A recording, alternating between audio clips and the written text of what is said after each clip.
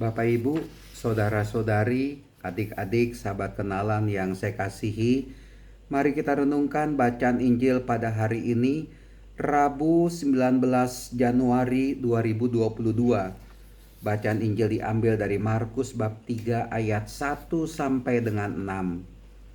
Persis seperti yang saya katakan kemarin, bahwa tindakan Tuhan Yesus menyembuhkan orang yang mati sebelah tangannya itu bukan berarti Tuhan Yesus melanggar hukum Taurat, melanggar hari Sabat.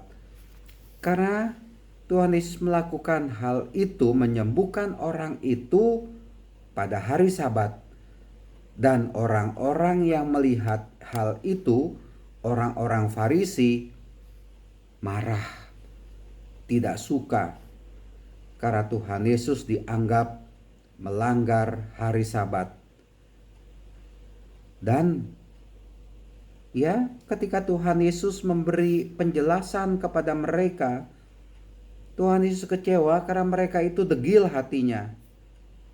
Dan mereka tidak bisa melihat apakah tindakan Tuhan Yesus itu benar atau sungguh-sungguh salah. Karena sekali lagi, ketika Tuhan Yesus menyembuhkan orang yang lumpuh tangannya itu tanda bahwa Tuhan Yesus mengasihi sesama. Dan bukankah mengasihi sesama itu adalah inti dari hukum Taurat? Mengasihi Allah, mencintai Allah, dan juga mengasihi sesama. Tuhan Yesus tidak melanggar hari Sabat, tidak melanggar hukum Taurat. Tetapi mereka itu memang orang-orang Farisi, ahli-ahli Taurat itu memang sudah punya pandangan yang jelek terhadap Tuhan Yesus. Sebaik apapun juga tindakan Tuhan Yesus, menurut orang-orang Farisi salah. Sebaik apapun, sebenar apapun tindakan Tuhan Yesus di mata mereka salah.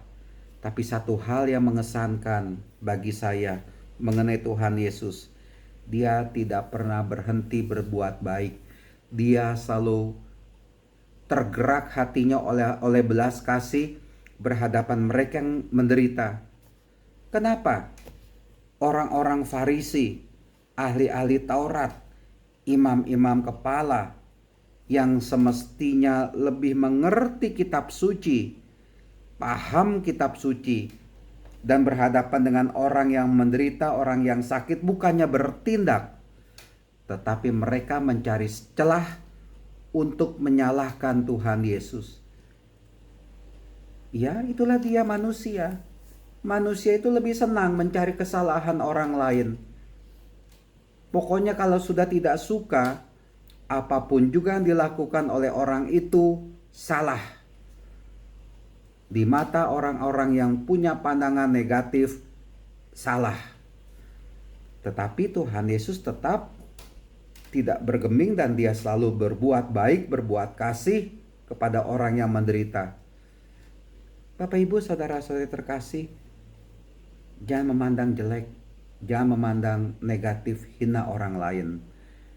Justru kita yang harus bertindak melakukan sesuatu kepada orang lain. Sekali lagi, bukannya memandang negatif, tapi yang paling penting adalah bertindak terhadap orang yang sedang dalam kesulitan. Kenapa orang-orang Farisi tidak mau bertindak? Mereka lebih menyombongkan rohaninya, padahal mereka itu kosong. Tidak pernah ada tindakan yang baik dari mereka. Mengapa? Mereka iri, mereka kecewa dengan tindakan Tuhan Yesus. Bukannya membantu bersama dengan Tuhan Yesus, memberi kekuatan kepada yang lemah, memberi penghiburan kepada yang menderita, mengampuni orang yang berdosa bersalah. Kenapa mereka tidak melakukan atau ikut bersama dengan Tuhan Yesus melakukan karya-karya agung Allah? Nah, ini mengajak kita sekalian, mari kita jangan punya pandangan yang jelek, tapi mau bertindak, ikut bertindak seperti yang dilakukan oleh Tuhan Yesus. Jangan pernah memandang orang lain jelek. Bila di situ ada kebenaran, bila di situ ada cinta kasih, bila di situ ada damai, Bila di situ ada kebaikan, saya percaya itu berasal dari Allah. Maka dari itu, lakukanlah apa yang menjadi kehendak Allah.